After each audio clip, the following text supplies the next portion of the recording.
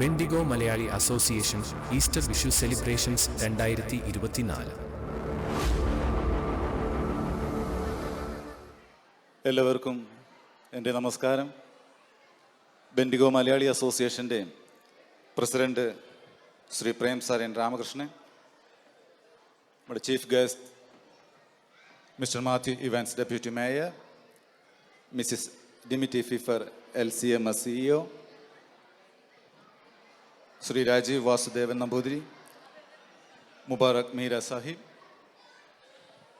BMAയുടെ vice president Shiny Sajith, secretary Roopesh Nair, joint secretary Anjali Prashanth, മറ്റ് BMAയുടെ ഭാരവാഹികളെ, ഇവിടെ കൂടിയിരിക്കുന്ന സഹോദരങ്ങളെ, കുഞ്ഞുമക്കളെ, എൻ്റെ കടമ ഈസ്റ്റർ ആശംസകൾ നേരുക എന്നുള്ളതാണ്.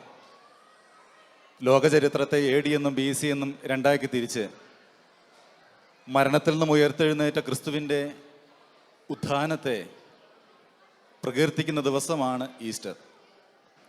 ഈസ്റ്ററിൻ്റെ സന്ദേശം ഒറ്റ വാക്കിൽ പറഞ്ഞാൽ പ്രത്യാശയുടെ ഒരു ദിനമാണ്. ക്രിസ്തു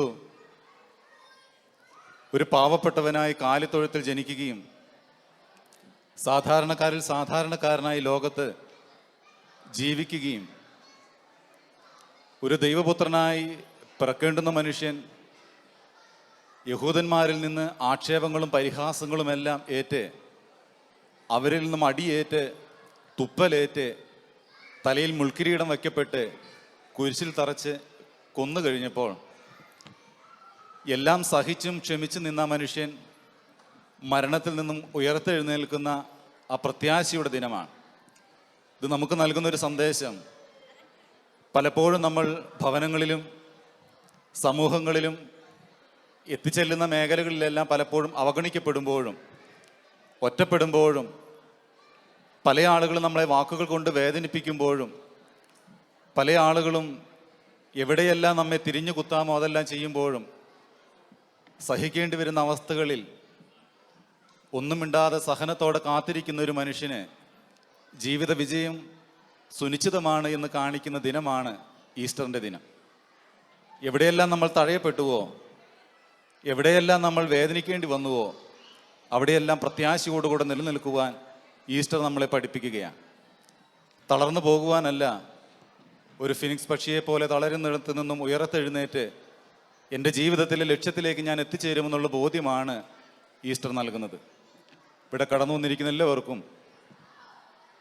BMAയുടെ എല്ലാ ആളുകൾക്കും ഈസ്റ്ററിൻ്റെ എല്ലാവിധ ആശംസകളും നേരുന്നതോടൊപ്പം ഒരു കാര്യം കൂടെ ഈ ബെൻഡിഗോ മലയാള അസോസിയേഷൻ്റെ ഭാരവാഹികളെ അറിയിക്കുവാൻ ഞാൻ ആഗ്രഹിക്കുകയാണ്. ക്രിസ്തു പറഞ്ഞു, തൻ്റെ സഹോദരന് വേണ്ടി ജീവനെ കൊടുക്കുന്നതിനേക്കാൾ വലുതായിട്ടുള്ള സ്നേഹമില്ല.